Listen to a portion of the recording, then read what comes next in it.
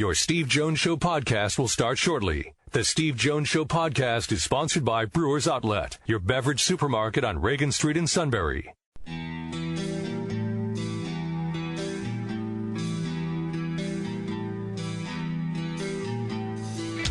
Sports talk where your voice counts. This is the Steve Jones Show on News Radio 1070 WKOK. Now from the Sunbury Motors Studio, here's Steve Jones.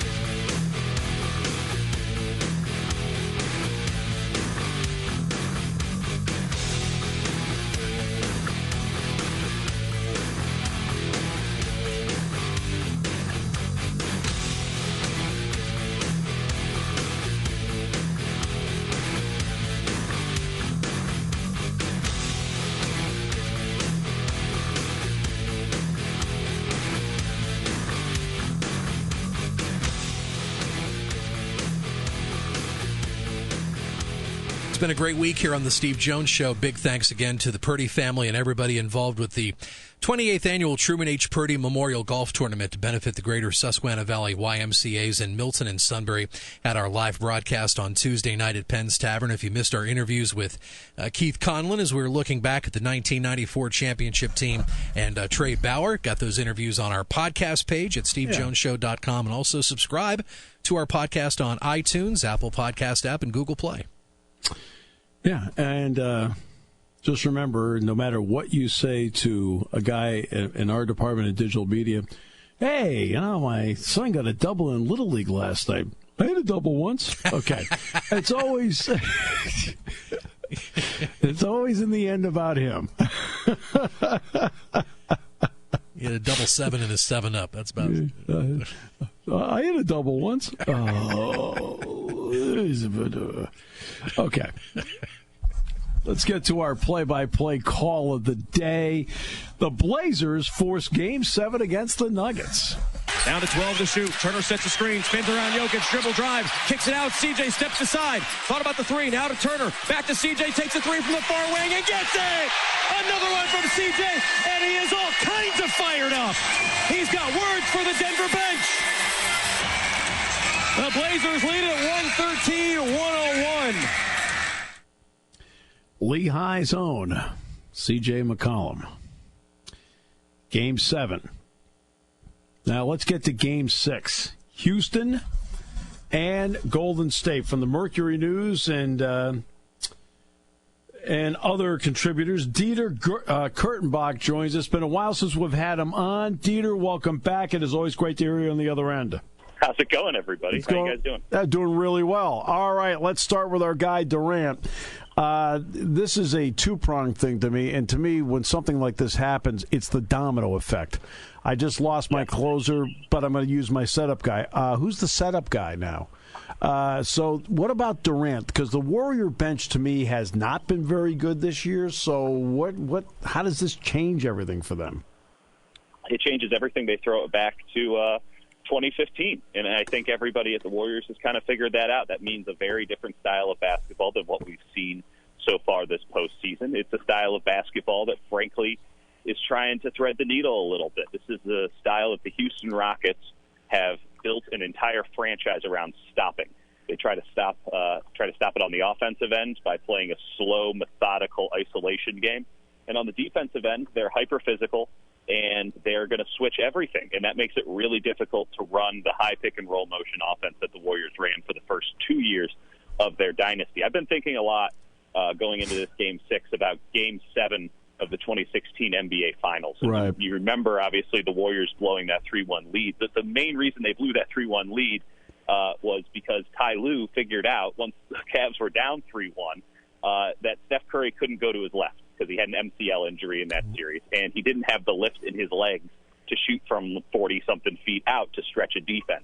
And so Ty Lue, after basically playing Steph Curry straight up in the high pick and roll the entire series, decided we're going to switch everything, and we have nothing to lose, so we're going to be really physical off the ball. We're going to hold and grab and tackle Klay Thompson as he tries to run off these screens on the baseline. And so it started to work, and then momentum started to shift, and the Warriors didn't have a second option. And obviously Golden State had their own effect on it. I mean, Harrison Barnes clanked the Warriors out of the series, But they're going to have to go right back to that offense. But in the meantime, the Rockets play a better version of that Cavs defense. The entire NBA has switched to that defense, no pun intended.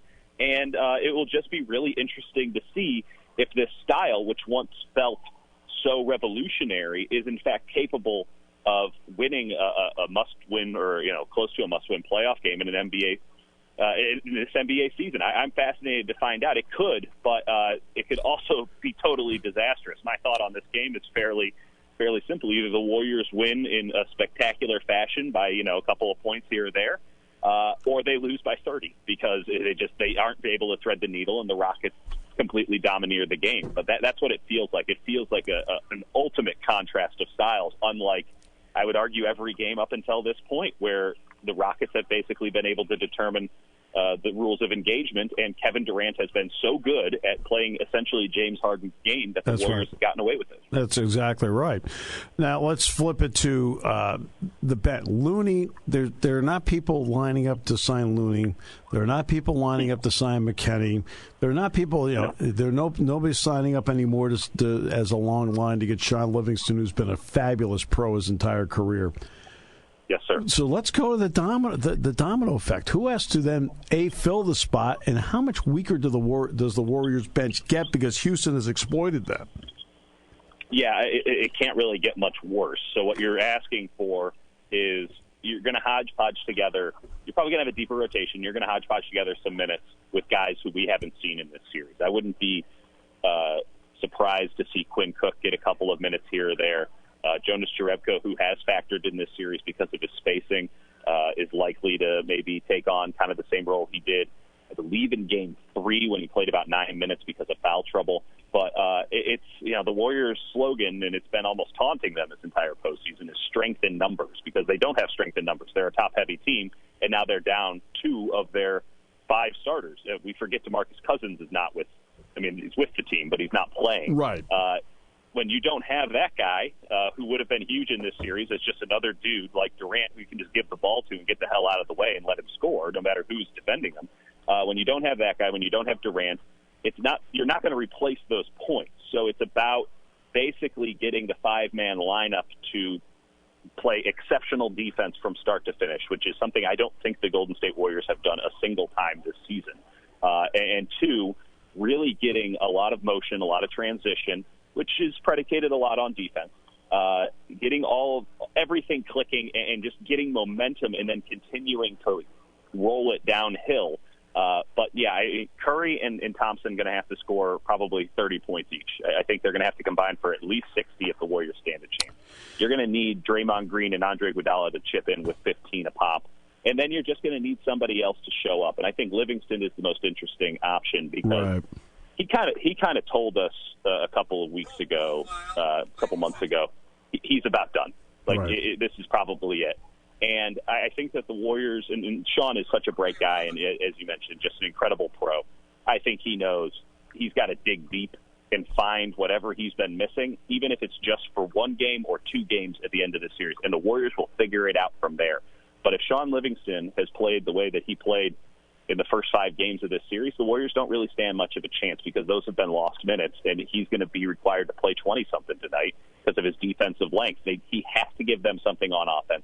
He has to bring his A game, and I don't know if that A game is what it was like a couple of years ago. If we are throwing it back to 2015, but I think that everyone's in agreement. Listen, the dynasty's over this summer, probably regardless of what happens if they win or lose. Agreed. But if you lose here, well, now you have an entire month that you were expecting to play basketball. They're trying to go to 5 straight finals. They got to dig deep, and they got to get 1 win here without the best player they've had in the postseason, without their starting center, and with a bunch of guys on the bench who have not lived up to expectations. And Livingston has been the big one on that. I think he summons whatever powers he has. It might leave him exhausted. It might leave him on the end of the bench for the rest of the playoffs because he completely exhausts himself. But he's got to find it somewhere deep inside him. And I do think that there's an interesting spirit with this Warriors team now that Durant is down. It kind of takes some of the pressure off in some ways to where no one's – listen, they're going to get chastised no matter what. They're the Warriors, and I don't blame anyone for doing it. But you're down Durant, you're down Cousins. No one's honest. I don't think that Vegas is going to favor them to win this series. I think that they feel like, hey, if whatever happens, but we don't have anything to prove. And they've been saying that all year, but now I think that they're actually in a position where they feel it, and they're able to manifest that on the floor. And I think that poses positives for the way that they're going to have to play basketball tonight, because it is that joyful style, and maybe having kind of the relief of, listen, Durant's around, having that release valve, certainly an extreme positive on the offensive end. But, the Durant situation has hung over this team like a cloud all year. It's very clear that they're all, I'm at shoot-around right now. They're all in a fantastic mood. Yeah. It's like, I don't want to put one and one together there too much, but I don't know if it adds up to 2, I guess. But it maybe adds up to 1.75 or something. It's just shy of it. That Durant's gone, everyone feels pretty good. And I think that might carry on to the court tonight. So let's flip to the other side. Now you get to see him game in and game out. What do you think of Harden's game and his style of play? Well, I think he's using his prodigious powers for evil. He is exceptional in... Like, can you imagine if he actually wanted to play basketball? I know. Like, that's, like, it's game one was about the most frustrating basketball game, or if I can even call it that I think I've ever watched. And I had a conniption. I mean, I honestly blew a gasket after that game. We watch. I'm a big fan of Major League Baseball. I watch a lot of baseball. Yeah, I think me too. a lot about baseball. Yep. And I just think about the last 10 years of baseball and how things have so dramatically changed to where everything is this. And listen, I am pro sabermetrics. I hope the numbers can help anybody. But when you take away the artistry and the athleticism of a game and you just break it down into a mathematical formula, if you're just trying to get the algorithm out, I don't think people are going to want to watch that. And I guess the numbers for viewership with these Houston Rockets this season in their own market, in the first round when they played the Jazz, like, James Harden is probably going to be the MVP. I would vote for Giannis, but you can't argue that James Harden is well-deserving of MVP consideration. Mm-hmm. I don't know who in their right mind would pay to see him play, to pay to see him just try to go to the foul line 25 shots a game, try to flop all over the court.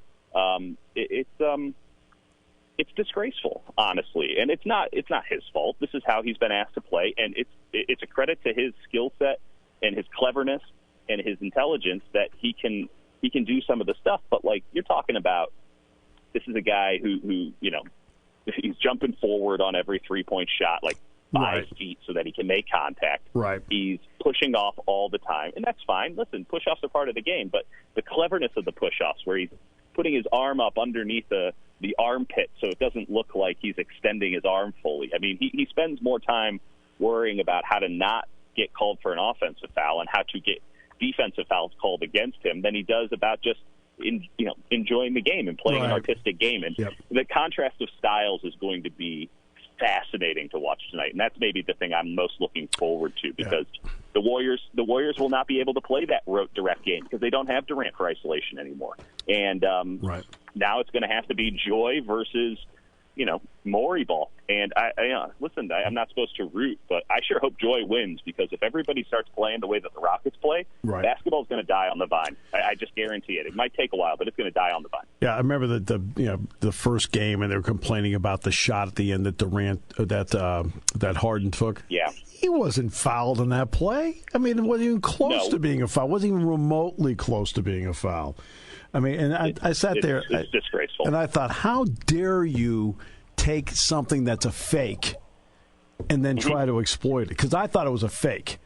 And I've talked about this on basketball broadcasts with my partner Dick Girardi all the time. That just in the college game, we can't stand flopping. Well, that was a fake, not a flop. I want to ask one more quick question. A guy that I think right now may be more productive on State Farm commercials than he is on the court is Chris Paul. At this moment, I mean, it's not like he can't distribute, but I want to give credit to a guy. I think when he played the 1 year at Indiana, I thought Gordon would be a guy to be a first-round pick, but I thought he'd be a guy that'd be a journeyman of play 4, 5, 6 teams, have a 10-year career, be on the pension plan, move on. Has he become, though, an X-factor difference maker at this level? No question. And it's the third kind of smoke that the Rockets really need. And I think that this series has been in many ways decided by the fact that Eric Gordon is outplaying Klay Thompson. And now Klay Thompson kind of gets bumped up a run with Kevin Durant out.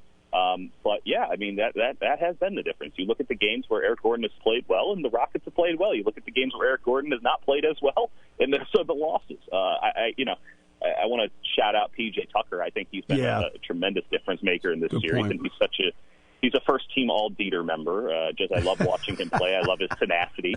But, yeah, Eric Gordon with that strange low three-point shot is absolutely a difference-maker, and he's one of the guys on this Rockets team. As much as the Rockets want to pound the ball into the ground and isolate everything, Gordon can play with a little bit of verve and a little bit of pace. And especially with a home crowd, I think that's a really good thing because it keeps the crowd energized and engaged in what is usually a pretty difficult experience. Even if you are tapped into the tribalism and rooting for it, it's kind of hard to stay up watching James Harden dribble it 42 times and then take a step back. So Eric Gordon's a huge factor in this, and his defense has been really good too. And it's that's acceptable. That, I don't think that many expected it. And so, especially tonight in Game 6 and in Game 7 where they won't have Durant, he's got to step up. If he's a no-show, that evens the playing field in so many ways for the Warriors. And the Rockets have a big advantage right now. They got to take it, and that's probably sitting right on the shoulders of Eric Gordon because I don't know who the hell's going to defend him tonight. That's for sure. And I'm with you on Daryl Morey ball. I mean, all the way. So yeah. I am completely. Listen, I understand it. Hey. This is a billion-dollar industry. Yep. You have to win at all costs. But if the cost is the spirit of the game and the gentleman's agreement of let's put on a show, then I'm not in on it. Let's not forget what the hell we're talking about here. This is reality television. Yep. This is live stage performances. Right. People are not going to show up. I went to the Astros game last night in Houston.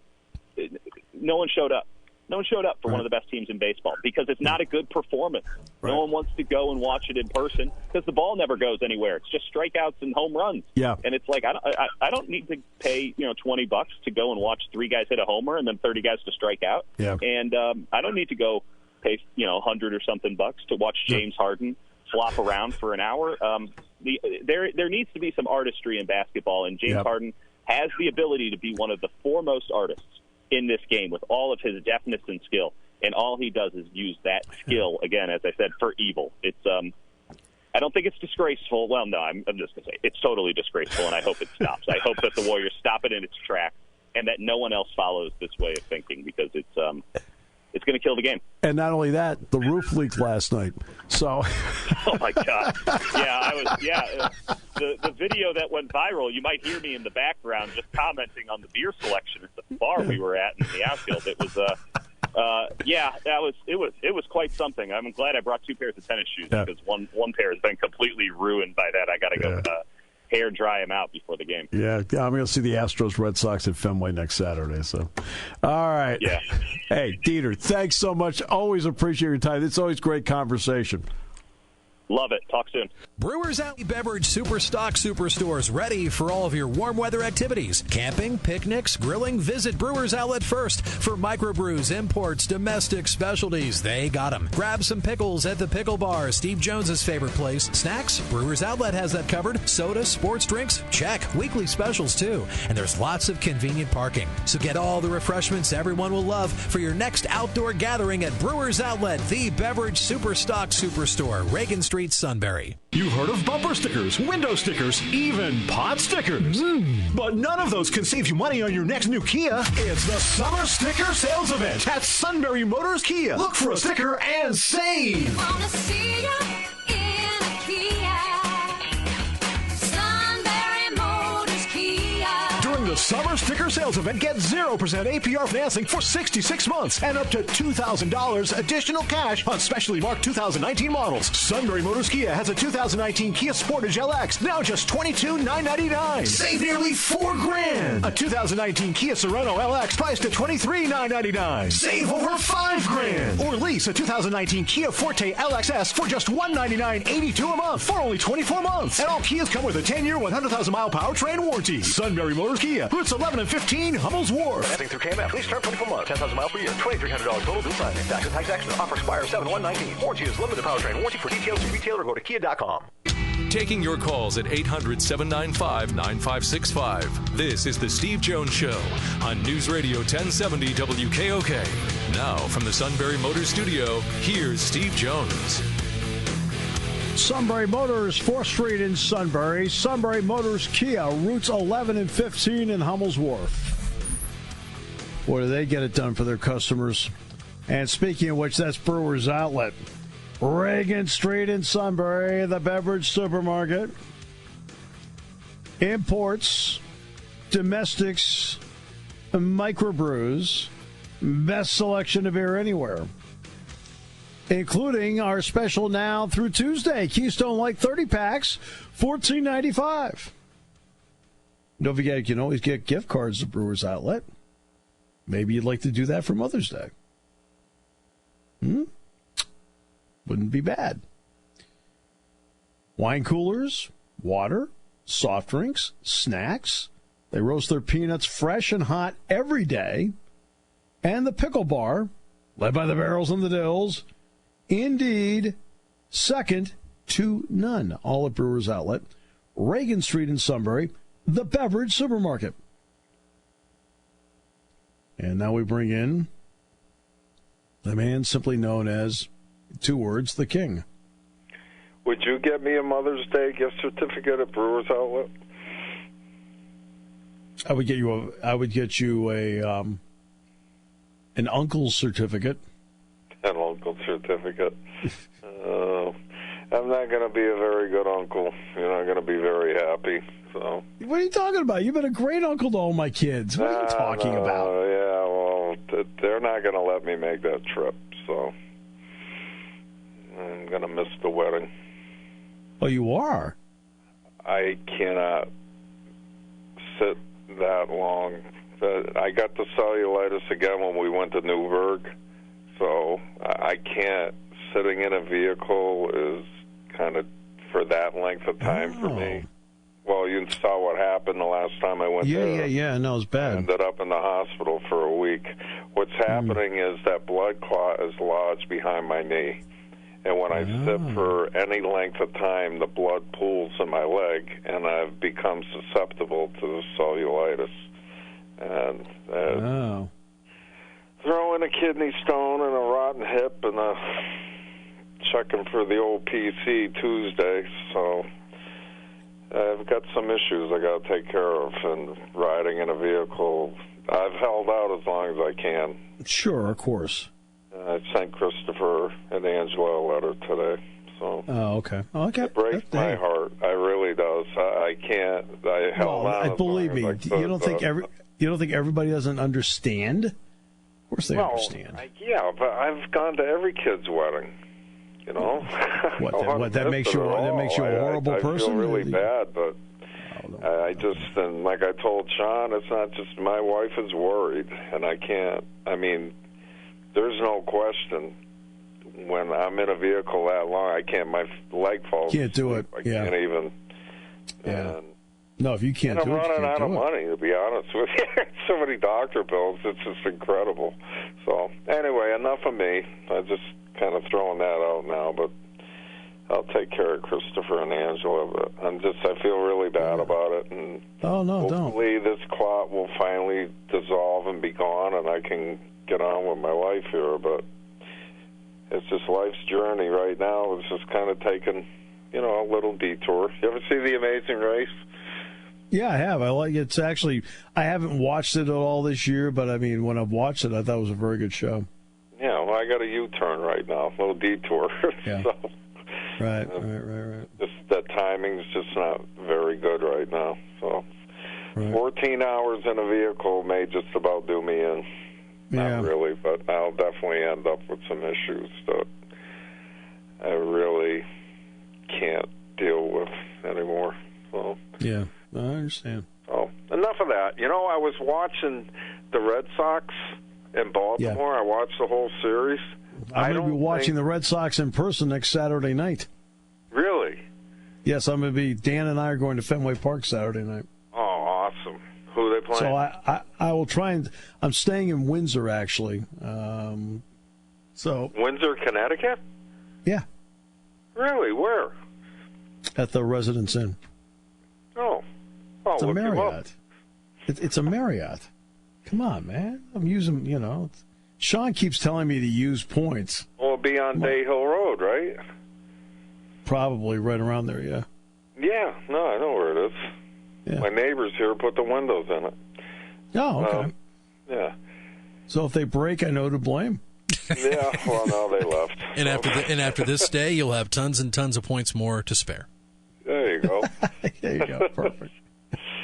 No, that's a nice hotel. So, Yeah. why are you staying in Windsor? Because I'm going up Friday night after the show, Yeah. and I figured it'd be an opportunity to make, go over to see you, go over to see my mother-in-law, and then head up to see them. So you'll be here Saturday. I'll be there Saturday morning, yeah. Yeah, And Saturday, okay. probably about noon, I'll probably leave to go up. Oh, I'll find you Saturday morning. So cool. All right. Well, feel a little better. I'll get to see you. So, okay. So anyway, what I was getting to. Yes. Cool. Now back to the I show. watched the whole Red Sox series. I'm telling you, I don't think in 4 games they had more than 10,000 people in that stadium. No, Did you see any of the games? There was nobody in the park. Nobody there. And this is becoming an issue, not everywhere, but in several places. In fact, we just had Dieter Kurtenbach on from the Mercury News. Mm-hmm. And he's covering the Warriors and Rockets in Houston. Yep. So he said he went to the game last night. Now, admittedly, it was pouring in Houston last night to the point where the roof leaked. He said, but there wasn't anybody in the ballpark. He said, that's a really good team. Well, the Astros, you mean? Yeah. Wow. Went to the Astros game last night, and there weren't enough people in the ballpark. I've never seen it like that. The Red Sox, they draw everywhere.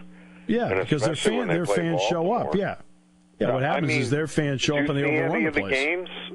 I saw a little bit of one game. The camera would show the crowd, and it was like 10 guys over here, 3 people over there. I was like, there's not 1,000 people in that ballpark. Well, this is what I've said of it. The Pirates fans get mad at me when I say this, but it's like you got to take your head out of the sand. The Pirates are having right now too many friends and family night, and several of the friends and a couple of the family members aren't even going. They're giving the tickets away. Yeah, exactly. They are. It's scalping them outside. I don't like my brother anyway. No, there are other games. I'll see them.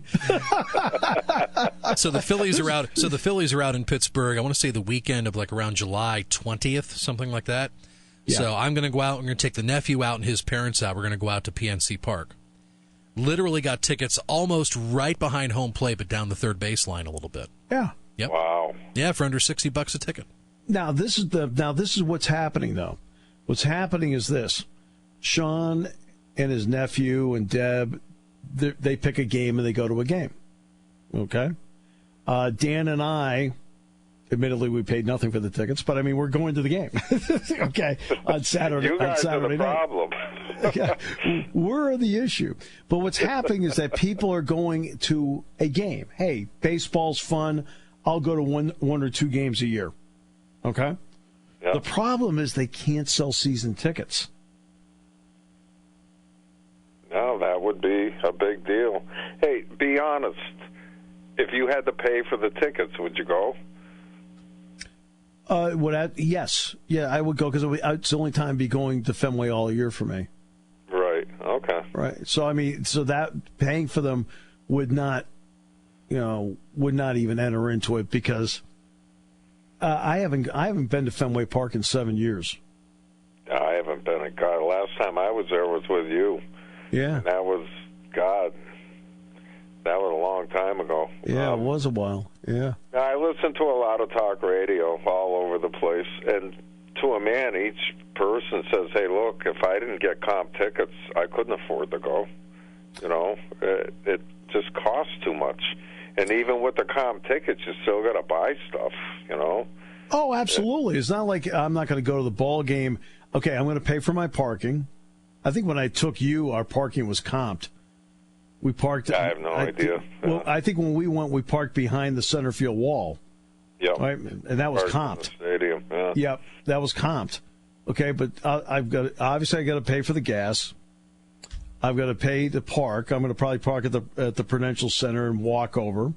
Mm-hmm. Right, which by the way would not be easy for you, because I mean that's it's a walk. I mean it's not a. Yeah. Well, for another year it'll be all right. But right now, I'm just saying though. But right now that would be a struggle. Eat for my you. cane. Right, but I'm saying, but I'm saying that would be a struggle for you. I'd have to drop you off and then go park. So I'll park there because it's a flat fee. But then when we get there, look, Dan and I are going to want to eat something, get something to drink, and maybe I'll buy something. So I mean, you still end up spending money, even though you didn't, even though the tickets are fine. Yep. Yeah, they've done a really good job of destroying their own product, and they've destroyed it. For whatever reason, I enjoy watching it on TV this year. The games do seem faster, so yeah. Whatever changes they've made, but this is what Chris Wheeler and Wheels did the Phillies for 37 years. This is what Wheels and I were just talking about. And what we were talking about was, look, I'm all for, when it comes to analytics, I am all for what's going on with analytics, because to me, whatever information I can get, I want. Okay? So whatever information I can get, I want. And the reason that I want that information is so I can, if I'm broadcasting a game, whatever, if there's an occasion to use it, great. Right? But there's got to be a balance between the intuition, the gut feeling, the strategy of it, instead of saying, well, the numbers tell me to do this.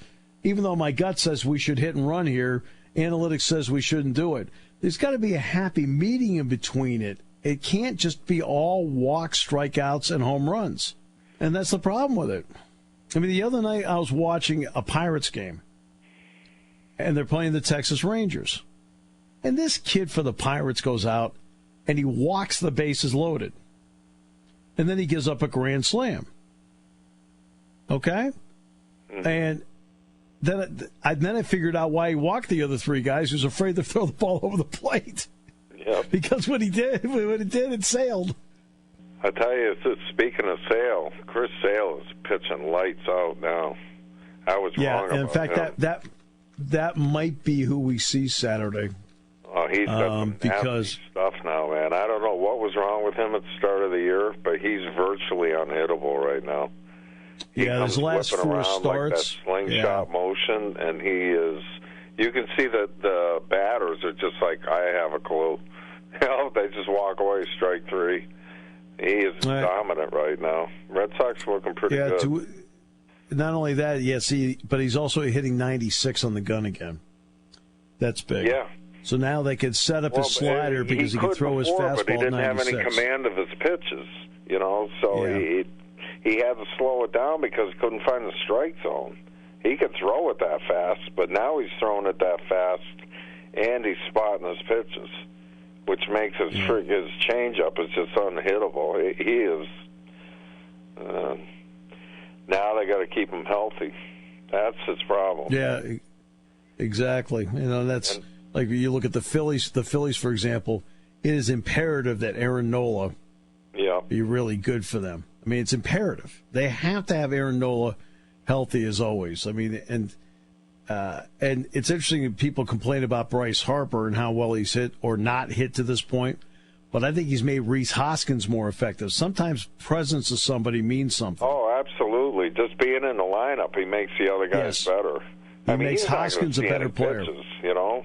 It's tough being superstars because they don't see any pitches, and he's got to adjust. But Bryce Harper will be fine. He's too good to fail. So, I think it's made Franco a better hitter lower in the lineup. You find a way, but he'll get himself comfortable. Phillies will be right there at the end of the year. What I like about Harper is this: they were booing him, and he says, "Yeah, I'd boo me too." There aren't many guys that are that honest about their deal in life. Hey, he's done well to get where he's got, but I think he'll hold up his end of the deal. He'll hustle every day, and he'll play hard, and that's all you can ask. I think it was funny though. I think it was funny though when Nats fans caught wind of, the Phillies fans, they're finally booing Harper. It's like, take a look at your team. Your team is not doing all that well, and your bullpen is probably worse than the Phillies bullpen right now. So, they definitely are.